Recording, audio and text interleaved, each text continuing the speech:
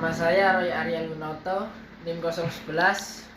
Zulfaid Alfarizi, NIM 190514070212. Kiki Chandra Ibisono dari Prodi D4 TMA, NIM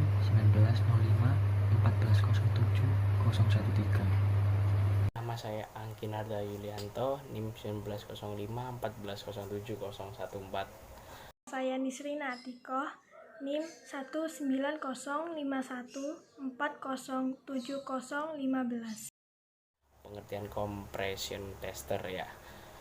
Pengertian compression tester atau alat tes kompresi merupakan salah satu dari macam-macam alat ukur yang sering digunakan untuk menggunakan saat melakukan perbaikan dan perawatan mobil.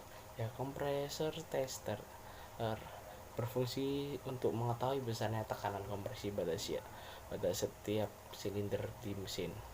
Pada compression tester dilengkapi dengan manometer yang berfungsi untuk mengetahui berapa besar tekanan kompresi pada silinder saat melakukan tes tekanan kompresi. Skala manometer pada kompresi tester digital memiliki beberapa skala ukurannya, misal satuan tekanan dalam PSI per kilopascal atau kilogram per sentimeter kuadrat.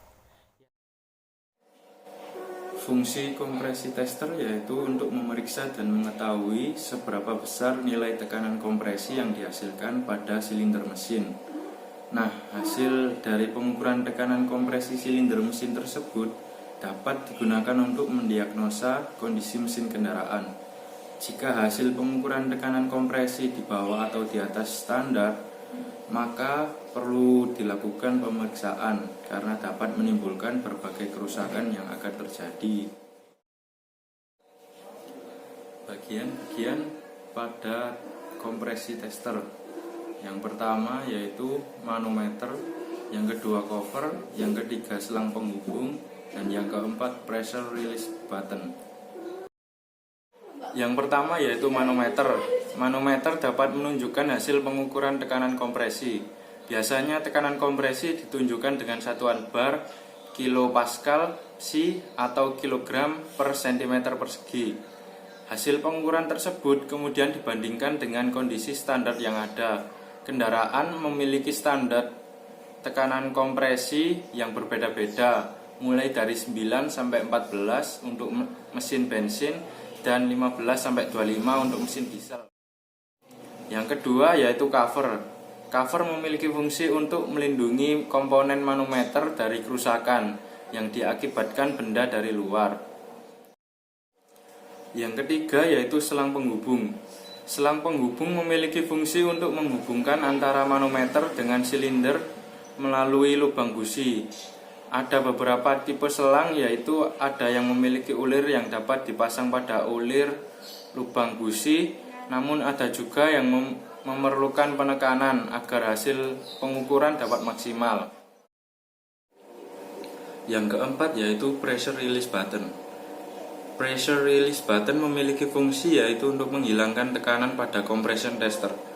Dengan menekan pressure release button, maka angka hasil pengukuran yang terdapat pada manometer akan kembali ke angka semula, yaitu 0.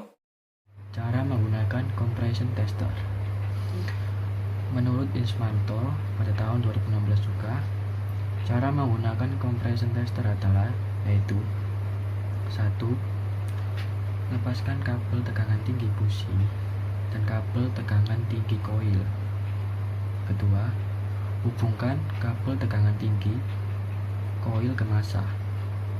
Hal tersebut untuk menghindari agar tegangan tinggi yang dihasilkan oleh koil pengapian tidak mengalir ke tubuh. Dan ketiga, lepaskan semua busi. Yang keempat, masukkan ujung selang compression tester digital ke lubang sisi. Yang kelima, buka katup gas penuh. Nomor 6, start mesin sampai kurang lebih 10-15 detik.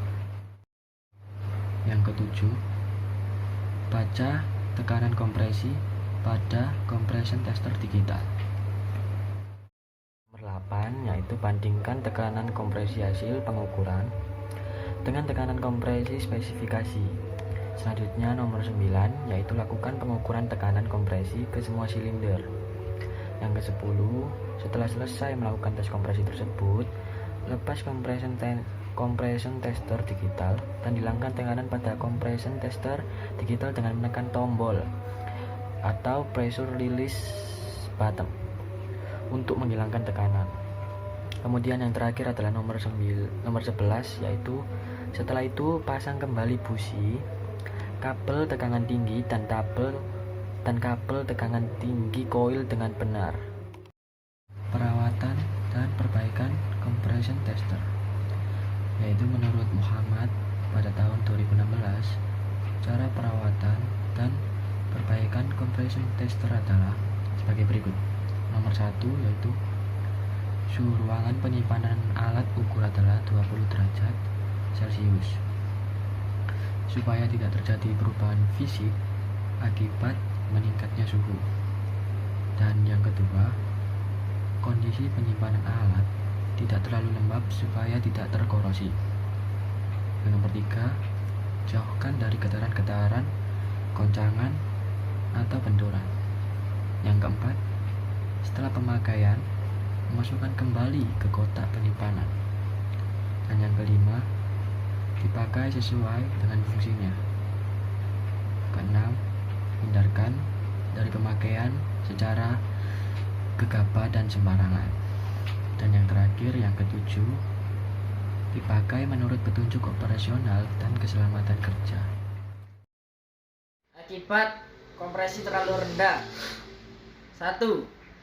Performa mesin menjadi kurang maksimal atau istilahnya tenaga mesin gembos. 2. Menjadi cepat habis.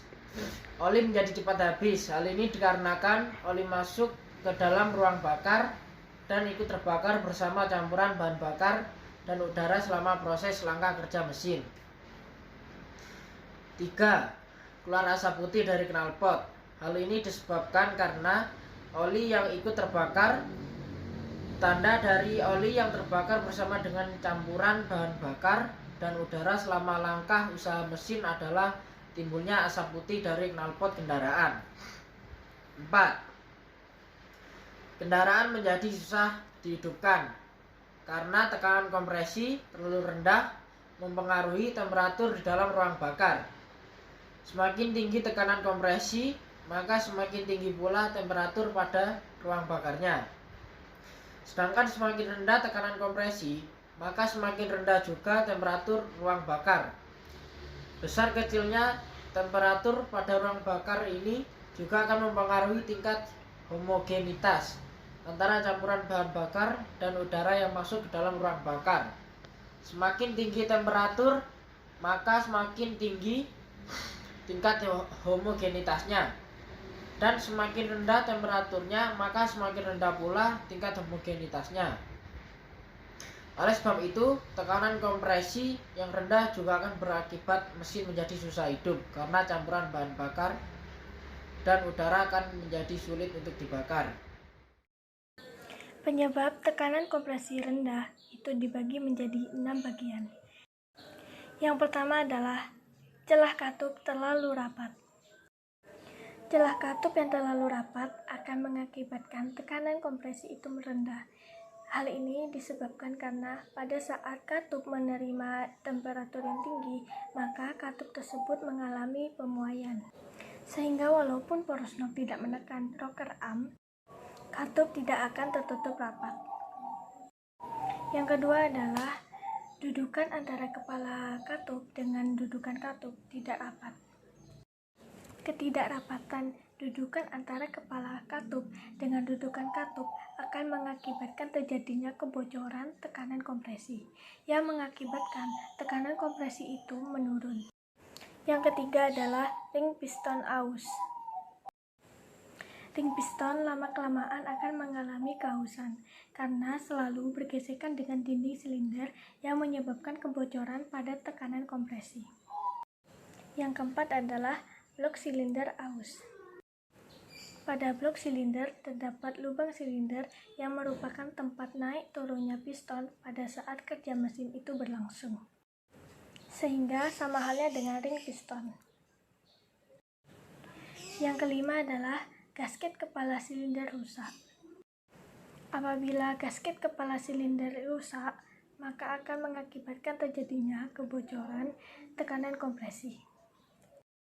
Tekanan kompresi ini akan bocor melalui celah-celah antara kepala silinder dengan blok silinder.